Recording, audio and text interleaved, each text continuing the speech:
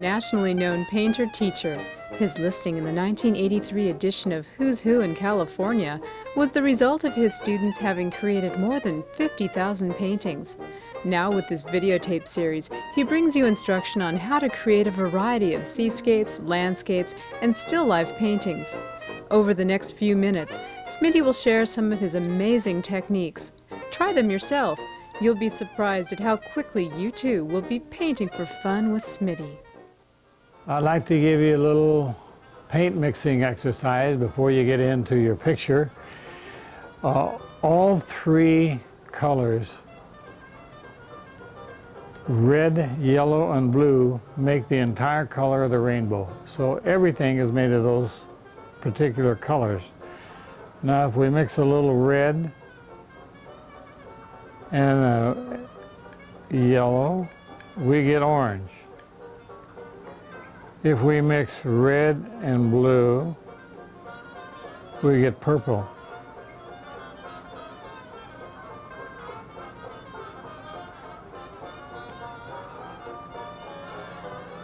And if we mix yellow and blue, we get green.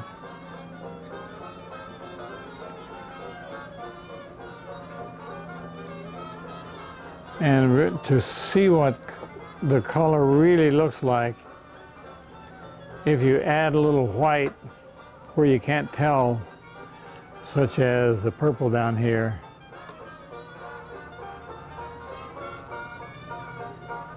is not very purple.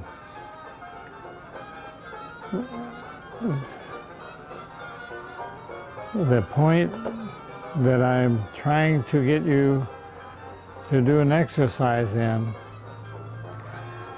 is in mixing your colors. If you get a color you say has got too much blue in it and you'd rather it have a little more green, the idea is not to add more green, just to pick big. You would wind up getting a big pile of paint. The idea is if it's too blue, you negate the blue. You take the color out with orange, and that will turn it to gray. I'll mix a little more of it over here, so we have a little more orange.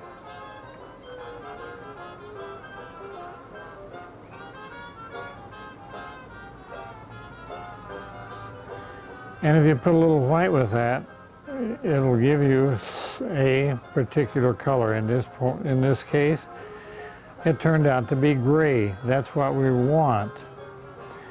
Now, let's say the gray had too much yellow in it. We want to get rid of the yellow. The opposite on this color wheel, this is a color wheel. The opposite from the yellow is purple. So if you put a little purple with it, it will turn it back to gray. Now let's say that it had too much red in it. You didn't want it that red. Then you put a little green in it and it turns it back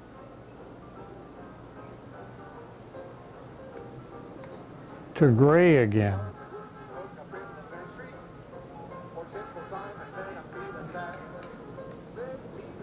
Now I know what happens here. I can see that that's greener than we want.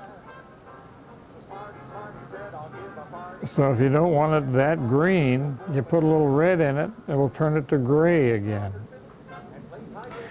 The idea of the artist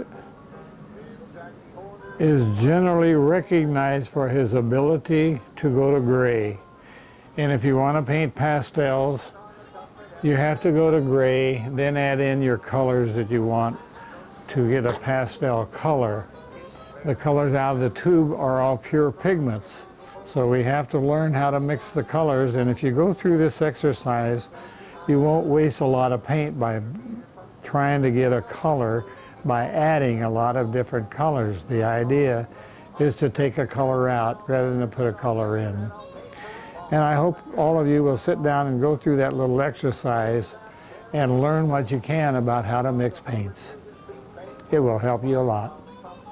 We're going to paint a landscape now with trees, a creek, woods, fall colors. And we're going to start with the sky. I'm going to paint a nice light blue sky. We're going to put it in very carefully, if you noticed there. We cover it all up anyway, so it's not very important. But I paint sky and water first. The sky is the farthest away, and the water is the lowest part. And we want some kind of a light blue sky to show at the end of this picture. And it's not very important how you put it in. You can put it in, just make a mess out of it. It's okay, because we cover most of it up. We go down just below center line in your picture. And from that point on, we're going to pick up some Prussian blue for water.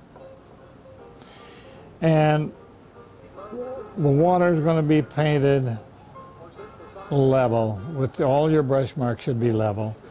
If not, for example, if I painted it this way, I'd have my water on a hillside. And we don't want to do that. So if you just make all your brush marks level, and we're going to paint this right off of the picture at the bottom.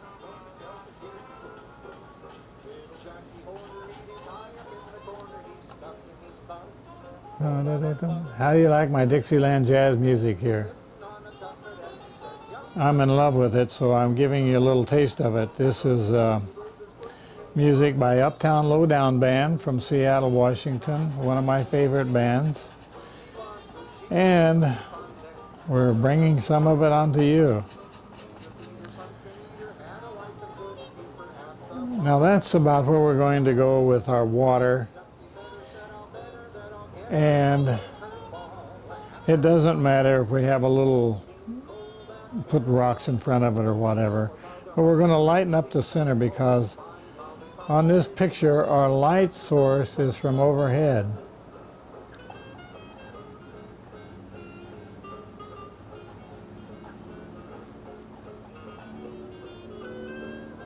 And I think that's just about all we're going to do at the moment with our water.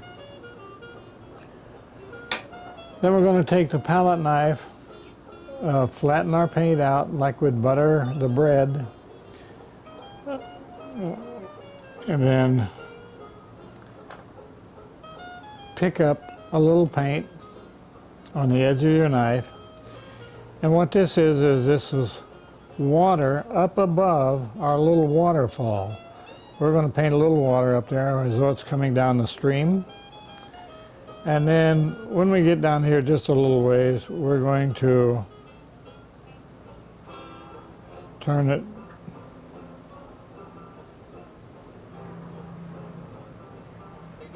as though it's coming down. And we might give it another little one over here, who cares. And from that point on, it splashes here. So we're going to splash our water and make it run down our water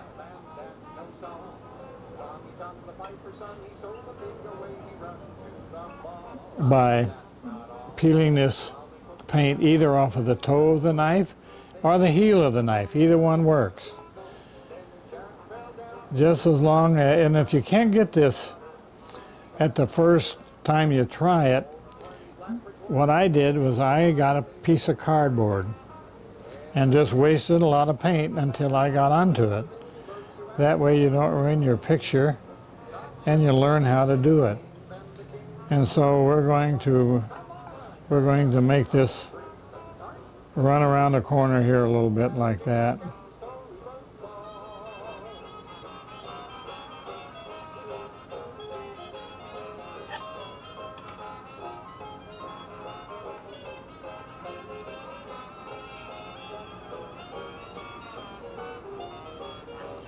This tape you're hearing by Uptown Lowdown is some kind of a story ball. It's quite a blast. Now we're going to put some land in, and I'm going to go back here and surround our water with a little land.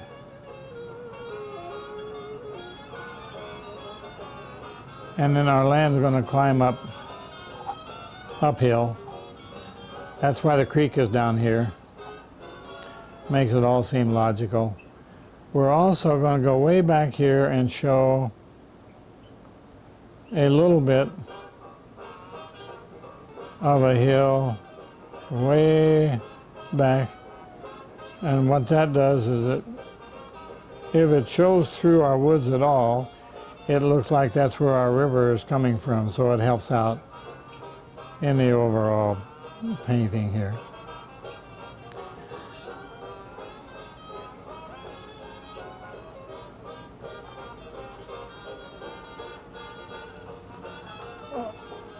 All this is a ground cover, and it's an essential part of your picture. Well, we're going to convert it to rocks and grass and trees and things like that. We're going to end it about here, and we're going to make this also end about here. And since we're going to make all of this into a woods,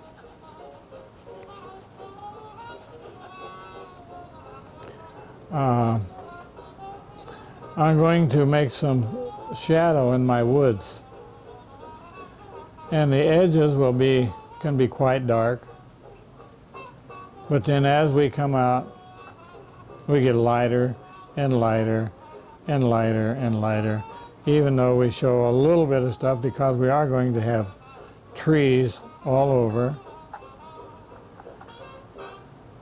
And none of this has to be too specific, too good. As a matter of fact, I've never seen a perfect woods. So if you just make a mess out of it, you have a better chance of having something that looks realistic.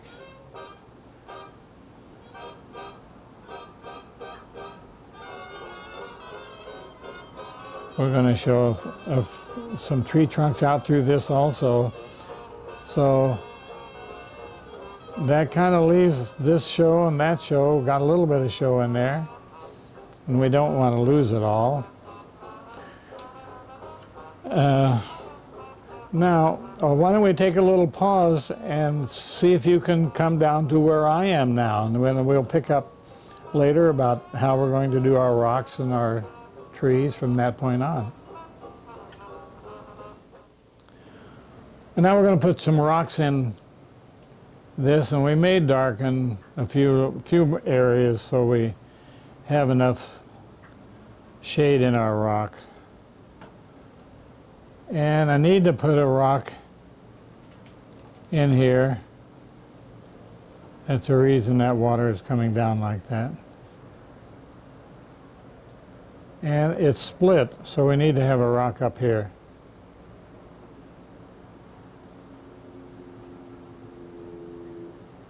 Coming down.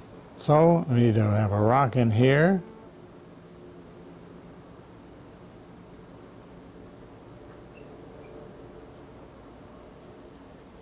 And a rock over here. Now that's a lot of rocks. And to make everything look good, we're going back. Remember, our light source is down the center of the picture. So all the rocks will be highlighted on the inside here and on the inside here. So we're going to start way back here and make some big rocks.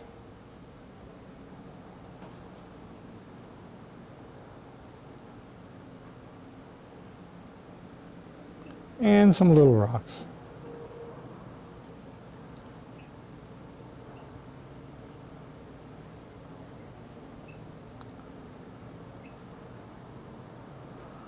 And for the moment, that's probably pretty good for over there. Now let's do the inside of these over here.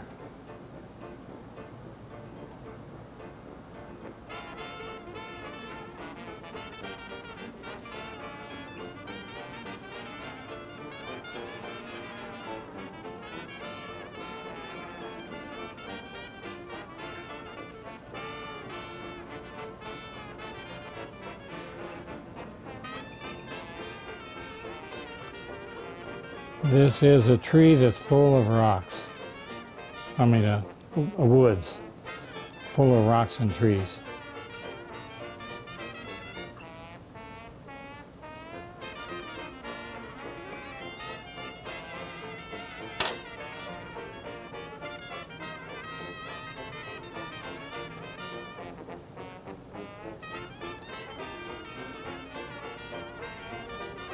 We're going to make that a huge big rock here, like that. We're going to also make this one a biggie.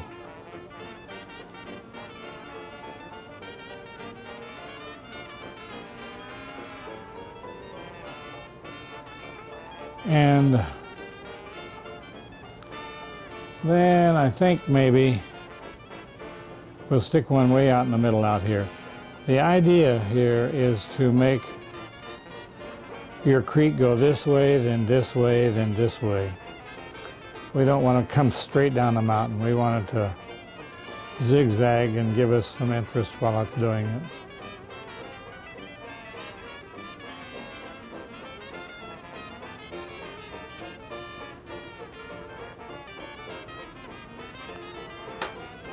Now we can go back and cut this rock off here, get lighter back here, and we don't want this to be too white here because of the white in the water, so we're just going to kind of bring it down about there. Now we're going to have the bottom quite dark, and we're going to pull a little shade down out of it. And that gives us an opportunity to show a little water line. Cutting that off.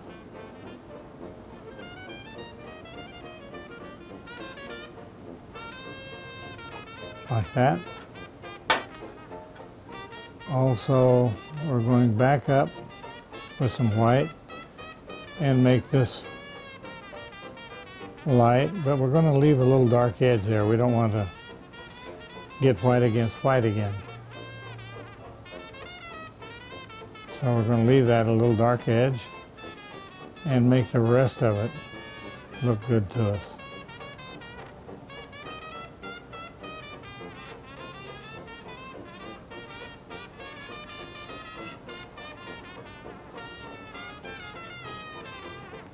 Now we'll go on the other side and do the same thing over here.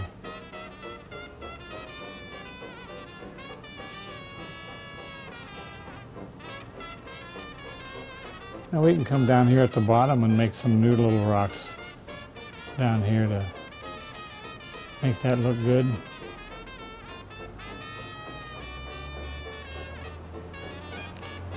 And we can pull that down a little bit. I don't know if we'll cover this up with another rock or not, but anyway, it's good practice to do one step at a time and do it good.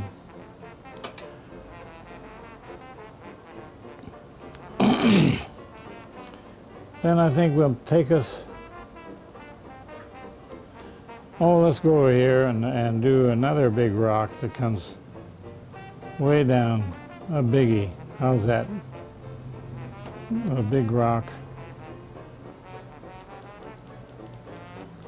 And we're going to let that go to nothing. And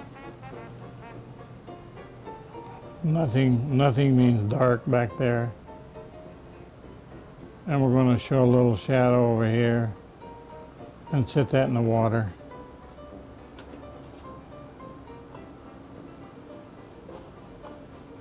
And go back and forth a little bit. Give it a little water action under there. Then we're going to take another rock. This one gets highlighted, and cut that off. And we'll bring it down just a little bit farther than here. And now that gets a black backside too.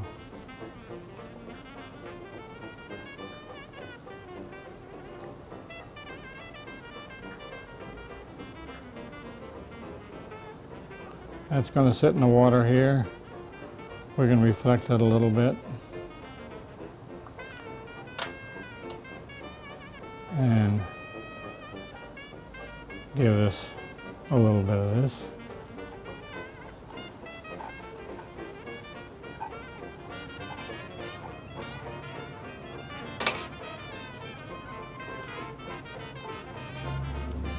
Now we need to highlight this rock.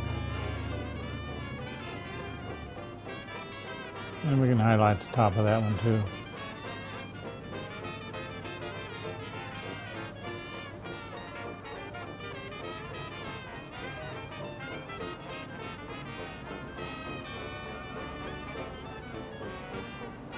I'm using a Royal Sable brush here, but you can use a bristle brush of any kind. They're very inexpensive. My major tools is big brushes for whatever I'm doing. Now, just for kicks, if we say that's too mundane, we can split this rock and make it have a kind of a gap between the front part and the back part, and let it end there.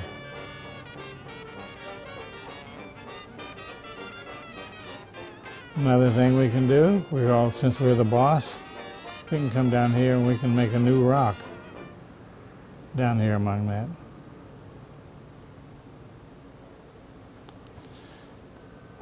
Okay, so much for that side. Now I think we'll just up and make this rock here a little bigger. Take it on out a little farther, like that, and highlight it.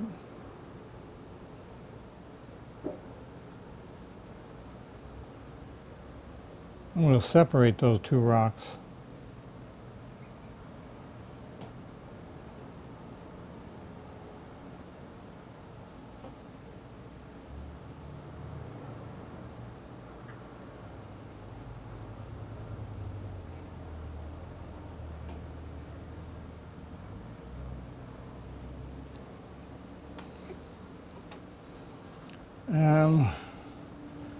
We'll give that a little bit of that. Okay, going to do one more big rock. Comes way down about here.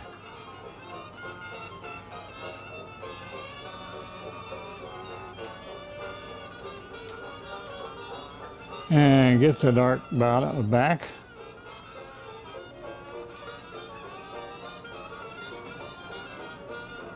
And reflect it a little bit if we can.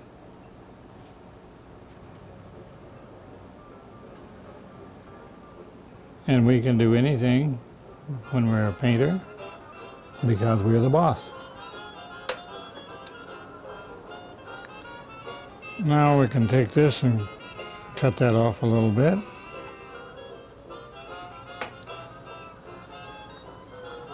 Now I think we could start some woods. Trees and grass. We're going to have a little bit of land down here that we're going to put some trees on.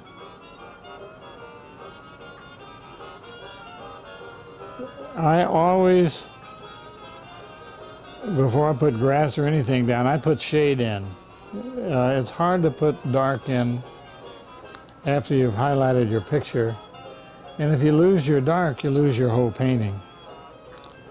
So it's always something to consider that it's easy to highlight on dark, but it's not easy to put dark into light. Now I'm going to take a little Naples yellow, maybe a little bright yellow, and even a little deep yellow, and come in and make myself some grass.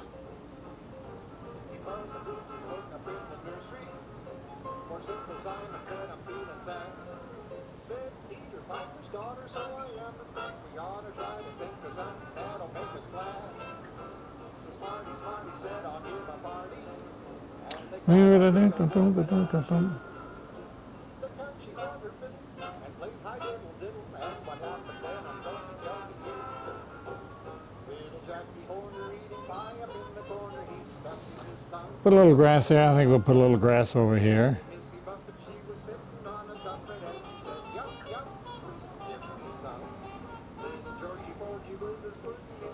And I go in an upward motion when I'm making grass. Almost lay my brush flat.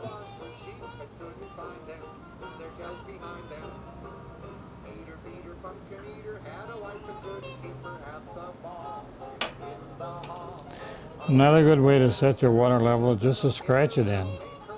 When all else fails, works. Now we're going to put a little grass in all our wood areas. We can stick a little grass at the base of this.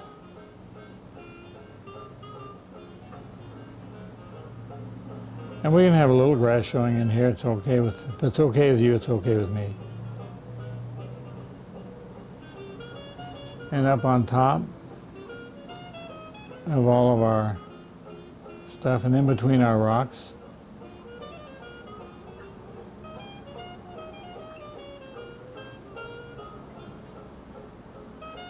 What I ordinarily do in almost all of my pictures is I make this area the brightest part of all, so I'll use a little yellow and a little white up here to attract attention, and it should be then the brightest part of the picture, and it's where you will focus in when we're all through with the picture. And the rest of it I'll make a little darker, maybe a little colorful also.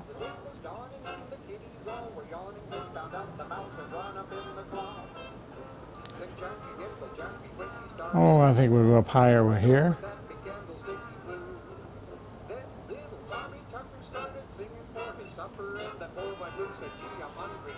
I forgot to highlight here. So we better go back and highlight this rock.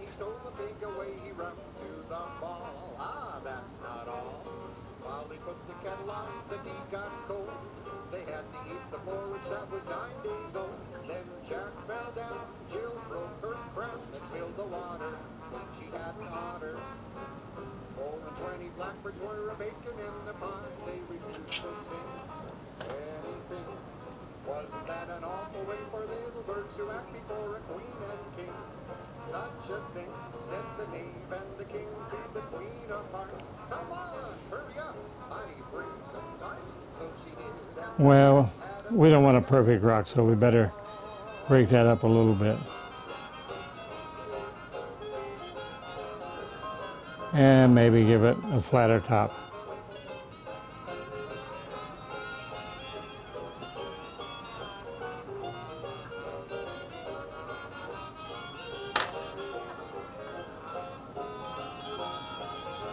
It looks like we've got almost enough grass to continue on with our picture here.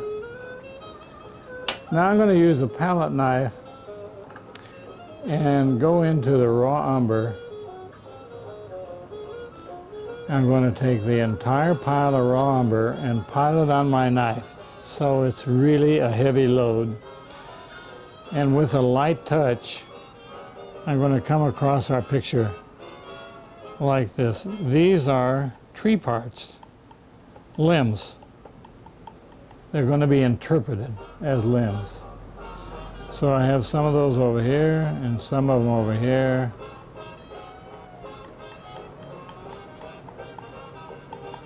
Some on down through my grass is okay. And then with a light touch, really light touch, I'm going to drag some out through here. And if I happen to have a heavy spot like that, it's okay. We'll just, I'll show you how we're going to color it later, and same with that one. But we're just making a general mess out of the whole picture. Then we're going to take the deepest color you have, which is orange, my deep orange, and I'm going to cover some of this dark stuff up with orange. Now you get the idea that it has shade behind it. That's the whole purpose of the dark first.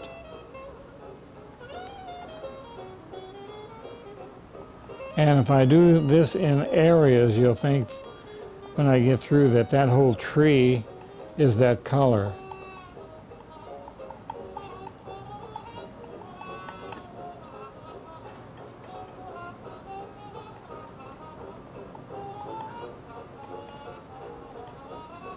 It doesn't hurt to mix your colors up a little bit in your picture. I like to do that. Anytime you use a particular color, you should have it in 3 locations in your painting to balance out the color in your picture. Otherwise, your eye, if you only have it in one place, your eye might focus right on that particular place. Now I have a cad orange medium that I'm going to put on here as another color change.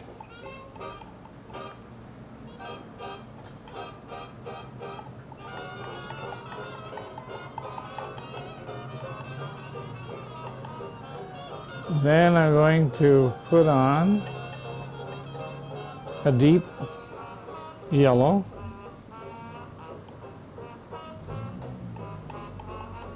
Put that out here to cover up my dark spot that you might consider as an error. But we make nice things out of errors, so we don't mind goofs when we paint.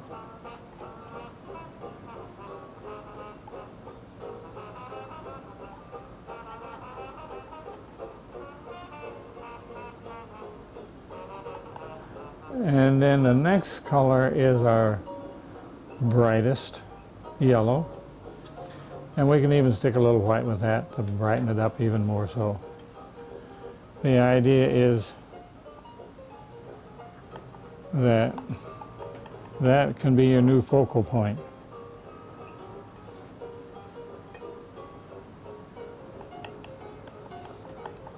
Now to make this look like woods, we're going to use some thinner and raw umber and a script brush, a long tail brush, and we're going to put in a lot of trees.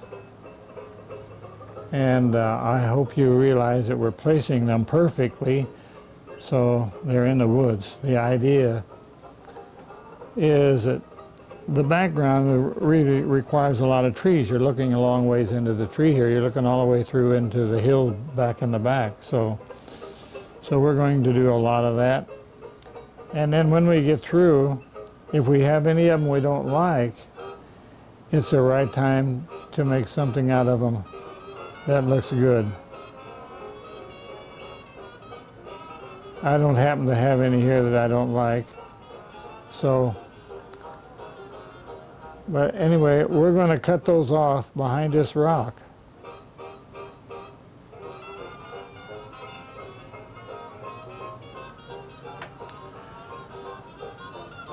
And I don't know if you notice it, but I'm kind of nervous when I do this. A nervous brush, that is if you shake a lot. Hopefully that's no problem for a lot of people. But if you shake a lot, you get a better tree. Doesn't look so much like a telephone pole.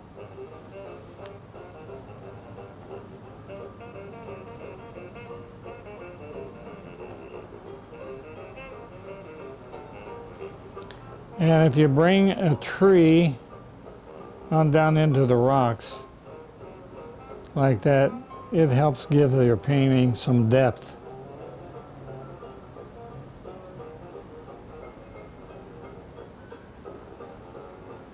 Well, I think we almost have enough of those.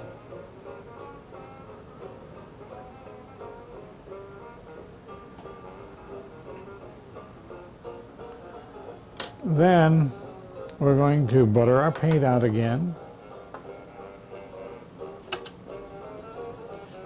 And take the white, butter it down, and if you got a lot of color in your white this time, that's good. Because we're going to use raw umber, a little blue, a little purple, a little bit of everything to make some cypress trees. So we're going up with the dark, and we're trying not to make this too solid. I'd like for some background to show right through my trees. It makes it more like birch trees if you do that.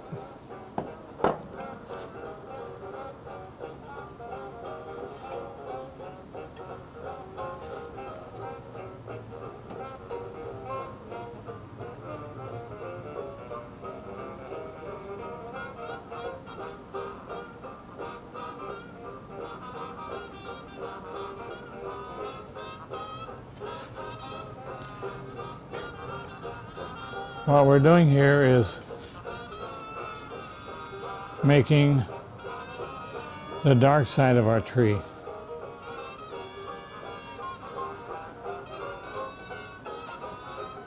And if you've got anything you want to cover up, this is the way to do it.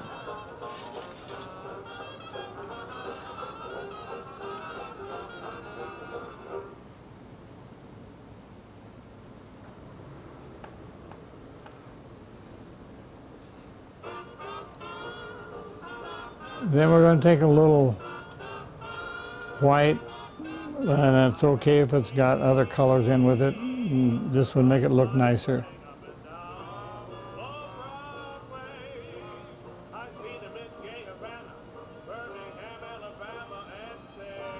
And you don't need to go over that too much.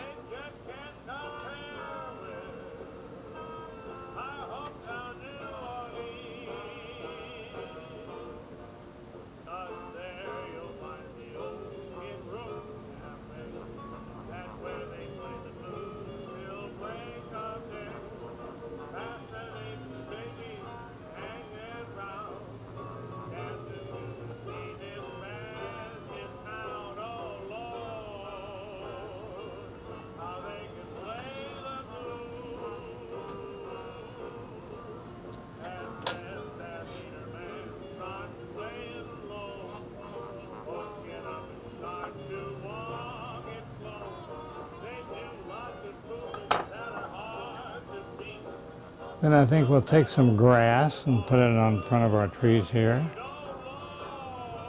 Set them in the ground. Oh, and we can have a couple of little limbs out here if we wish.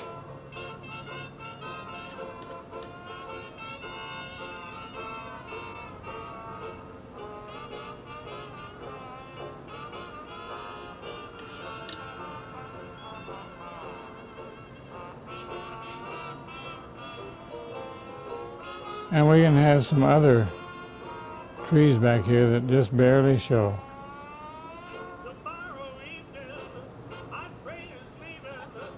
Whoop, made a mistake there.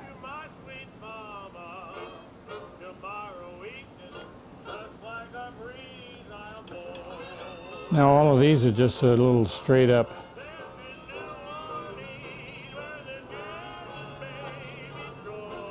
single touch of the knife, because you don't want to double on those with a black side and a white side. Better get me out a little more white here before I get in trouble.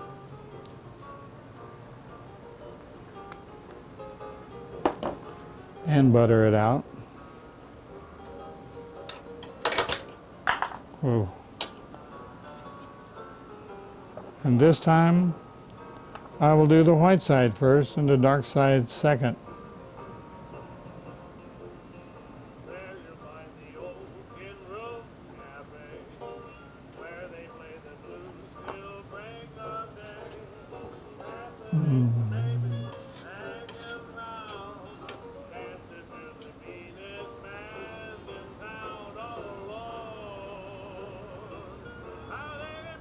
Got too much dark.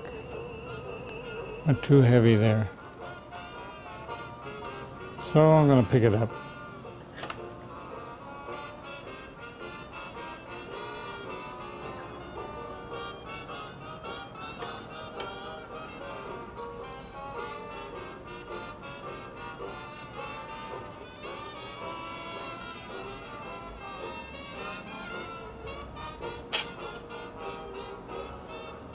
And let's do a little redo, a little white. You see, if you make a mistake, it's not that tough to fix. Now I have a feeling that I could make all this a little bit lighter.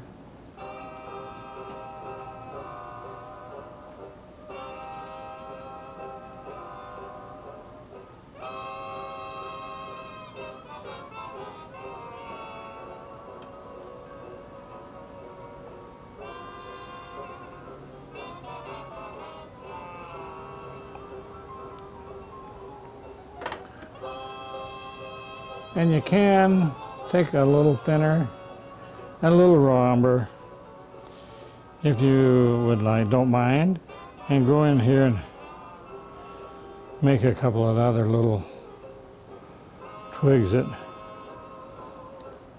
might have already lost their leaves. I like to do this a little bit.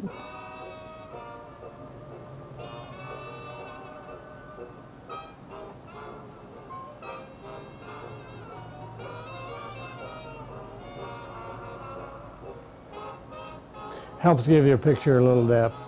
And if we want to draw one of these little things in over here.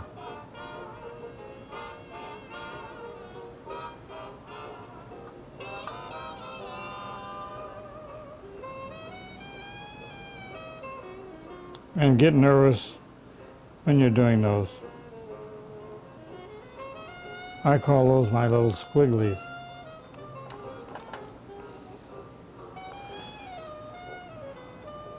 Then if we wish to sign our painting and call it quits, I sign it with a scratcher.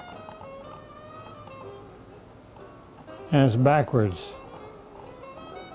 Because we are doing this in a mirror. 1909, and I'm going to even put a copyright sign on it. So all you people can copy me. And if you would like to see what our picture looks like when we get done with it, let's bring this down a little better. If we have something we don't like, you know, we can pick it up like that, and nobody knows we've done that.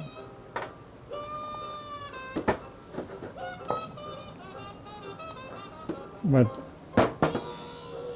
this is what your picture looks like when you get done with it.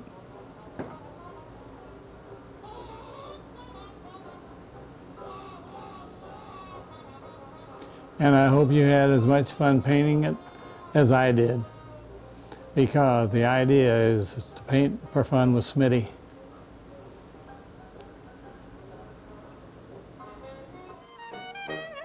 If you enjoyed this painting with Smitty, why not try your hand at another? Order the videos and learn to paint every one of these scenes. Collect the whole set and you'll be painting for fun with Smitty.